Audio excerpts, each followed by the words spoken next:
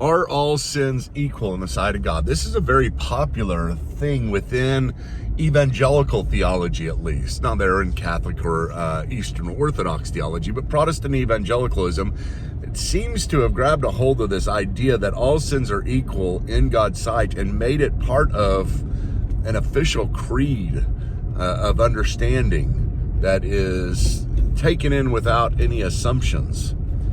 And I think it's wrong. I think it's very wrong. I think it's not only wrong, but it's very destructive both to the nature of sin and to the character of God. I think it's probably the worst thing that we as evangelicals, generally speaking, believe that we shouldn't.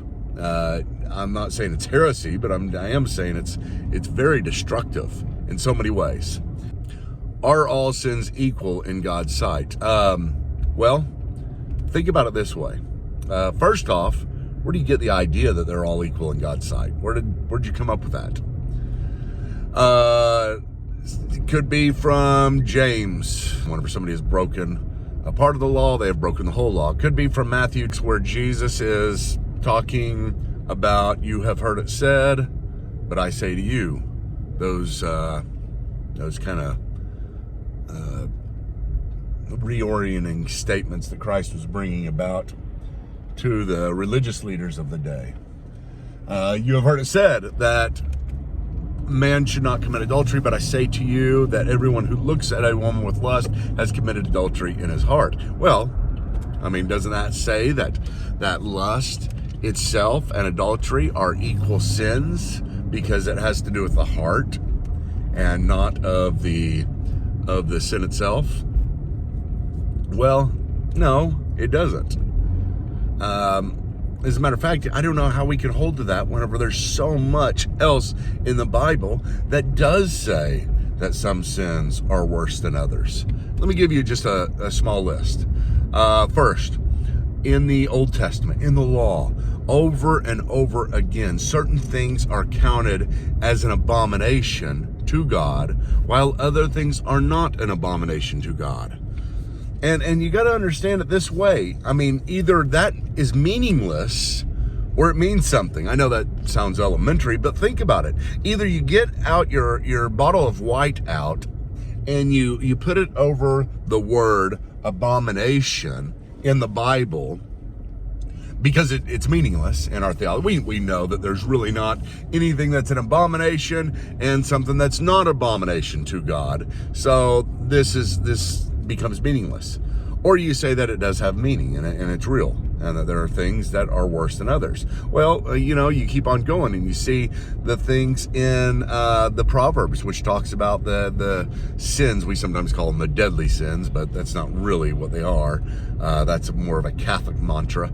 But the sins that the Lord abhors, the things that stand out, the things that are worse than others. And you say, well, we live in the New Testament times and we understand the gospel differently than they understood it. And therefore, since they live by law, then we need to understand sin different. And we're more mature in our understanding of sin.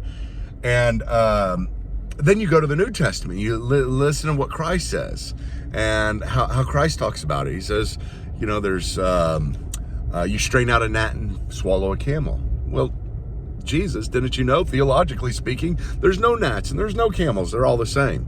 Did you know he says, you neglect to the Pharisees the weightier things of the law? And we say to Jesus, wait a minute, Jesus, you got bad theology because there's not anything that's weightier in the law.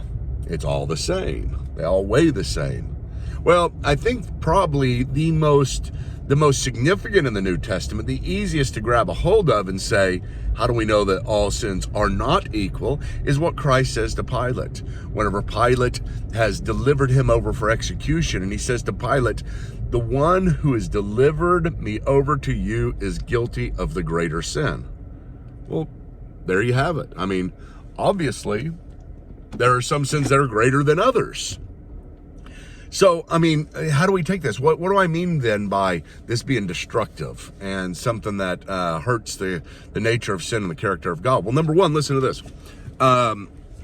The nature of sin, what we're basically doing is saying that even though God says some things are worse than others, they're all the same. So we even them out. So speeding or texting while driving, how's that while I'm doing this video?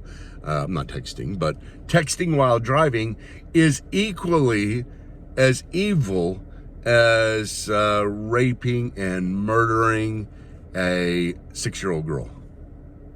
It's all equal in God's sight, right? And not only that, I mean, look at we got the character of sin that we're dealing with, but the character of God more so, because we're saying that God thinks the same of those. We want you to worship this God who doesn't see any difference in the rape and murder of a innocent little girl and texting while driving. He sees those as equal, and that's the way we need to think, because we need to have the mind of Christ, the mind of God, and therefore let's change our thinking. And I don't think there's any sense in the Bible, and there's no justification for this.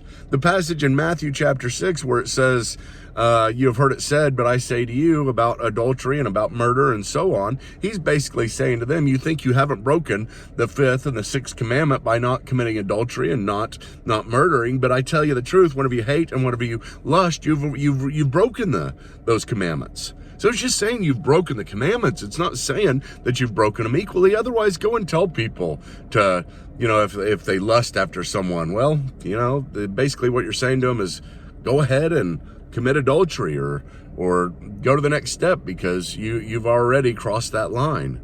It's simply not true. There's nothing in the Bible that would suggest that, and everything that would speak against it. James talks about breaking one part of the law and breaking the whole of the law. That's the same thing. It's saying if you break the law, you're a lawbreaker. That's what it's saying. It's saying if you sin, you are a sinner, and it's within your nature. But he's not saying all sins are equal. That's a huge leap. It's completely different. So are all sins equal in the sight of God? Absolutely not. I don't believe that they are. I don't believe that we can justify teaching that. And I think we need to be very, very careful with those things, with saying something like that. And I just ask you to think about it. Think deeply about it. You don't have to take everything I say and just make it your own gospel, but dig in, study, think about it. See which one makes more sense and which one is actually revealed within the scripture.